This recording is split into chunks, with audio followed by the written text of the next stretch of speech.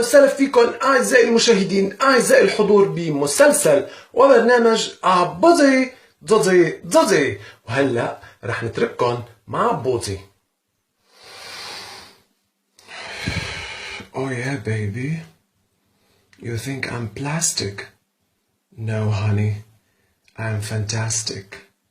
وإذا ما فهمتوها يا كلبين استعينوا بصديق ليترجم لكم يا قليلين الثقافة والأدب. اليوم بدي أحكي عن صفات يلي ما بيحبوني، دونك رح نبلش. كل حدا ما بيحبني هو حدا بيحبني بجواته أو جوا قلبه، بس مو أدغان يوصل لي وبيشوفني بالمنام وبيزهغ الكره قدام الناس. دونك هدية جديدة لعبد الله بالحاج.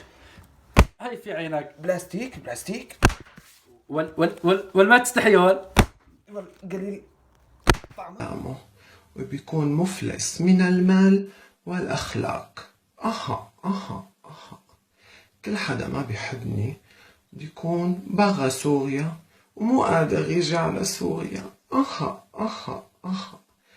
كل حدا ما بيحبني بيكون حاول يتعرف علي وقلعته. خلين. وفي ختام الحديث بدي وجه تحية لأبو كحافة على نشغلك صوري، وبقول له ميرسي كتير كحوفتي على الصور الحلوة، وبشكر كل الكحاحيف مثلك والكحفين، وبشكر بنت شقرة حلوة قمر اسمها لين. ما عم يصدقوا رفقاتي اني عم حييها، بس انا عم حييك لين، والبوسة اليوم للين نا.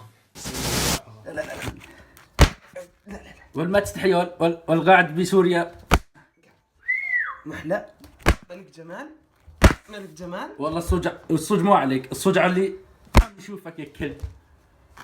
ارجد تسجل فيديو يا كلب.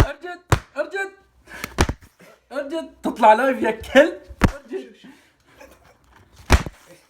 هاي اخر وحده في عينك. ارجد